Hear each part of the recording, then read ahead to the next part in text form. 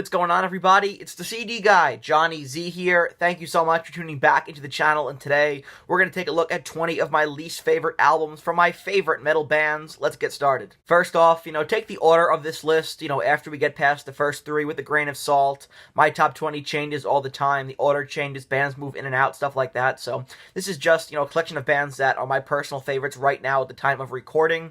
And also, when it comes to a lot of these albums, or I shouldn't say a lot, but some of these albums, they aren't bad at all.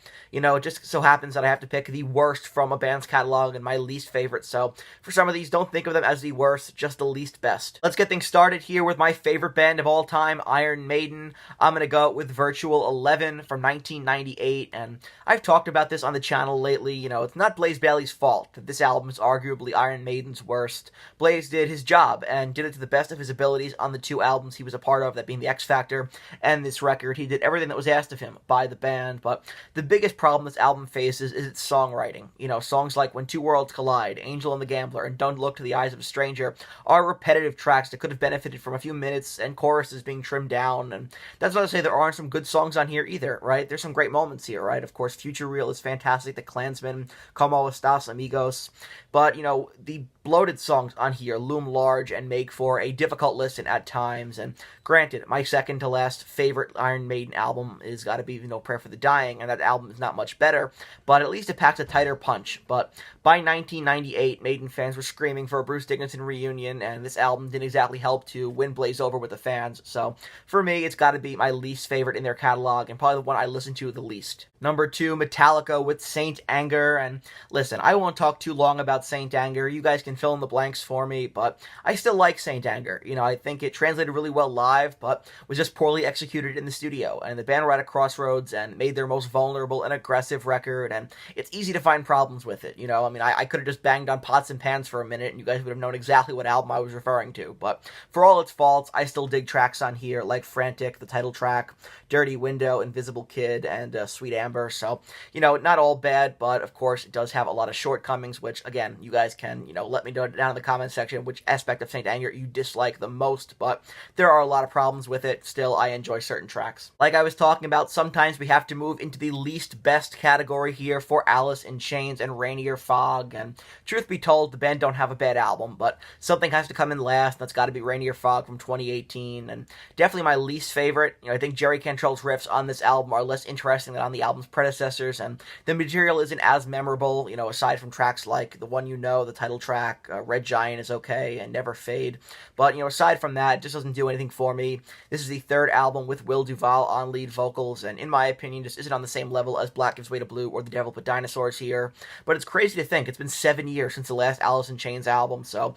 hopefully we get some new Alice material soon enough. Number 4, let's go with Wasp and the Neon God Part 2, The Demise. Blackie Lawless tried for another Crimson Idol conceptual masterpiece with the Neon God albums, and I don't think the story is nearly as captivating or interesting, and musically, I don't think the album needed to be in 2 parts either. There's just far too much filler, and most of it, finds its way onto Part 2, the Neon God, The Demise, and I could do without most of these tracks. I think it's bookended, though, by 2 great songs, Never Say Die to open the record, and 13-minute closure, The Last Redemption, but otherwise, I gravitate towards Part 1 a lot more, and I do think the project was really self-indulgent and definitely could have benefited from being trimmed down into, 1 record instead of 2. Number 5, Black Sabbath and Forbidden.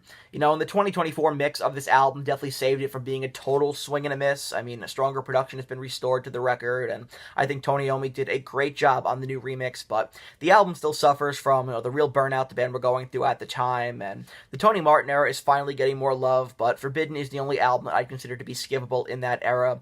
A lot of the riffs aren't as interesting as usual, and the songwriting had really hit an all-time low, with the exception of Kiss of Death. Then you have what might be the worst Black Sabbath song of all time, Illusion of Power, which kicks off the record. You have the Ice-T collab on that track, which just doesn't really work. It feels random and out of place. And Tony Martin on lead vocals, they sound much better on the new mix, but the album still falls flat, although it's hardly Tony Martin's fault. Tony Iommi made a lot of strange decisions with this record, and while the sound is more vibrant now, I don't think a lot of this material has aged that well, but when it came out, it had aged like spoiled milk already. Speaking of Dead on Arrival records, at number 6 we have Judas Priest and Demolition. You know, this is the final album, the second and final, with Tim Ripper Owens on lead vocals, and in a recurring theme, this album blows chunks, although that's through no fault of Ripper on lead vocals. Creatively, the record is lacking. It feels like a Glenn Tipton solo record. The album was produced by Tipton, who also took over as the band's primary songwriter, and the band's main songwriting team had long been, the trio of Rob Halford, KK Downing, and Glenn Tipton. After Halford departed, Downing and Tipton wrote all the songs on Jugulator, and on this album, many of the songs were written solely by Glenn Tipton, and the lyrics on most of these tracks are just downright awful. Priest always wrote the best, I think, as a three-man team, and even as a two-man team, Jugulator has better lyrics. I always cite Lost and Found, though, was one of my favorites from the Ripper era, and definitely the best song from this record as far as I'm concerned. It feels like one of those early Judas Priest ballads, but aside from that, they just should not have let Glenn cook here. 4 years later, thankfully, the band would return to form with Angel of Retribution with Halford back in the band. Following that up here with Dio and Angry Machines from 1996. Ronnie made some pretty angry music in the 90s, but it didn't translate well to a more industrial sound on Angry Machines, and everything Dio touched seemed to turn to gold. Right? When you walk in golden halls, you get to keep the gold that falls. It's heaven and hell. But that didn't, it wasn't necessarily the case for Angry Machines. Dio was a legend and didn't have to change his sound to adapt with the times, but he did anyway, and it's definitely one of the most misguided albums in his catalog, whether it be solo, Sabbath, Rainbow, Elf, etc. Next up, Ozzy Osbourne and Down to Earth. And Down to Earth is just one of those Ozzy albums that feels kind of meh, it's not terrible, but definitely not memorable either. The songs are super polished and radio-friendly, but they lack the raw, crazy energy that made Ozzy's earlier stuff, so fun. And it feels like him and his team were just going through the motions, like, here's a heavy-ish riff, here's a chorus, boom, done. And nothing here really stands out for that reason. I think Dreamer is way overplayed and overrated, and nothing on here really has that wild or spooky vibe you'd expect from the Prince of Darkness. It's basically Ozzy on autopilot, and so for that, it's my least favorite in his solo catalog. Sometimes it pays off to take a risk. Other times, you just end up with Risk. Gonna go with Megadeth and Risk here from 1999. It's the black sheep of the Megadeth catalog because it hardly sounds like Megadeth. Instead of the thrashy sound we know and love, the band went for a more radio-friendly experimental rock vibe, and it just didn't hit the mark, as Dave Mustaine tried over and over again to write a radio hit. It feels like they were trying way too hard to be mainstream, and in doing so, they lost a lot of what made them cool in the first place. The riffs are tame, the songs feel watered down, and overall, it's like they forgot who they are. Even Dave Mustaine later admitted it wasn't really the right move, and that was after he threw up during the recording of the Crush music video, but anyway, we all have to come to a moment of enlightenment at some point. Rounding out number 10 here, let's go with Motorhead and Kiss of Death. The biggest problem with 21st century Motorhead is that, a lot of the albums and the material blend together, and perhaps none more than on 2006's Kiss of Death. Motorhead, of course, never strayed from a tried-and-true formula of no-frills rock and roll. They were Motorhead, and they played rock and roll. And so none of the material here is bad, just unmemorable, with the exception of God Was Never on Your Side, a classic Motorhead ballad with some of Lemmy's best lyrics, but the rest of the album, while fine, is just pretty forgettable in my opinion. Next up, I'm going to go with Slayer, and, I didn't want to go with Undisputed Attitude because, number one, it's a covers album, and number two, I feel like I've been dunking on that album a lot lately, so let's go with Diabolus and Musica instead from 1998. For the record, I do enjoy this album, but it catches a lot of hate, maybe more than it deserves, although it's definitely Slayer's weird phase.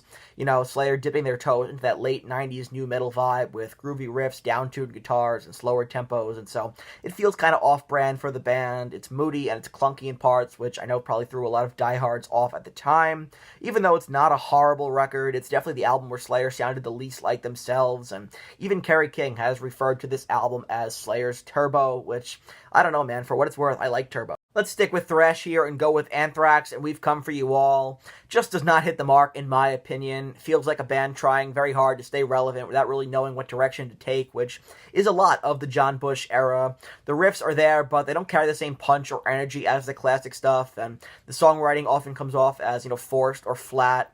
There's a weird blend of styles that doesn't quite gel, and it ends up being more confused than creative, and not the worst thing ever, but for a band with such a strong legacy, this lands with a thud instead of a bang, and that's how John Bush went out in Anthrax. They'd return to form with the great Worship Music with Joey Belladonna in 2011. This is the hardest one in this video here, and that is picking a least best for Tool. They don't have a bad album, but I gotta go with Undertow as my least favorite. Undertow, a great record, right? Tool have a perfect catalog. Undertow is no exception. But, this is probably the least great Tool album in their catalog.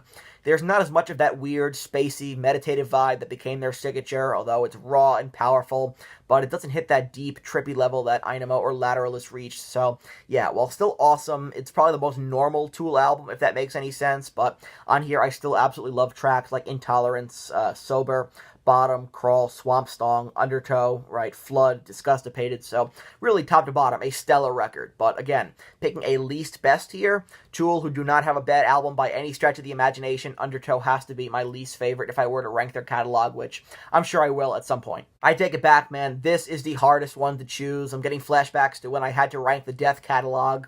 How do you pick a worst album for Death? I mean, they don't have anything resembling a bad record, which makes this super difficult, but if I had to choose from their perfect catalog for my least favorite, or the one I consider to be the least great, I guess I'd have to go with Scream Bloody Gore, just by comparison only, their debut record, and an album that helped to birth the Florida death metal scene, full of early death classics, songs like Infernal Death, Zombie Ritual, Sacrificial, Regurgitated Guts, Baptized in Blood, Torn to Pieces, the title track is fantastic, Land of No Return, so many great songs on here, but as the band evolved, and as Chuck Schuldinger's vision for Death unfolded, the band grew more progressive and technical, and I just tend to gravitate towards, those albums a little bit more, which gave more variety, but don't get the wrong idea, I love Scream Bloody Gore, I think it's a phenomenal album, one of the most important in death metal history as well, and infinitely better than a lot of the stinkers in this video, so again, don't get it twisted, love this album, but if I had to pick a least best by Death, probably be the debut, just because of how they evolved as a band, and how Chuck Schuldinger's vision for the band played out in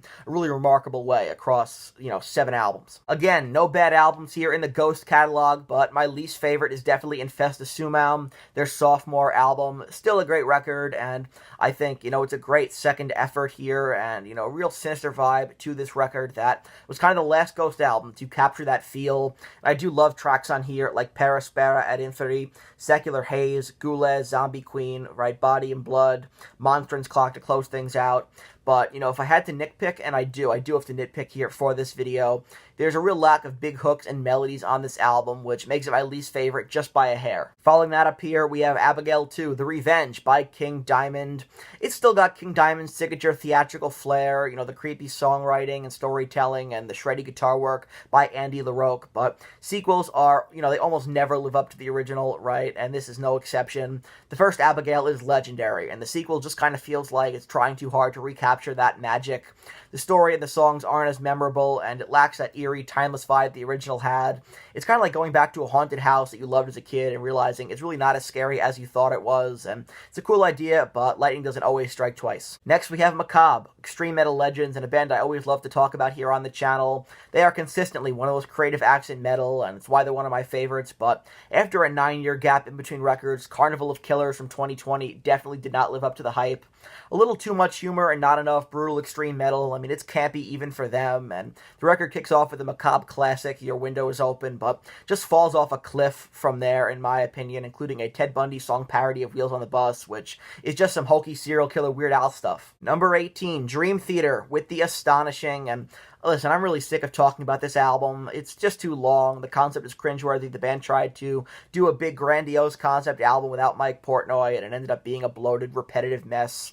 That said, John Petrucci has some cool solos. I like the cameo by Lizzie Hale on Our New World, but that's about it for me. Clocking in at 2 hours and 10 minutes. It's just a really hard record to sit through. On to the groove metal legends Pantera here at number 19 with Metal Magic, their debut album, and one of those albums where you almost forget that it's Pantera, and honestly, that's probably for the best.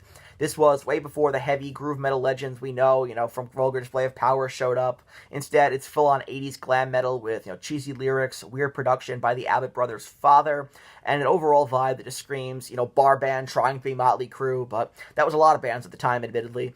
The riffs are basic, and the vocals by Terry Glaze are over the top, and it feels more like a time capsule of awkward teenage metal dreams than a real Pantera record, although it's kind of fun in a so bad it's good kind of way. I think that Dimebag Darrell has some great guitar work on here for his age. The seeds were planted for, the great work they do later, but as a standalone record, not so great. And last but not least here at number 20, rounding out the list, gotta go with Testament and Demonic.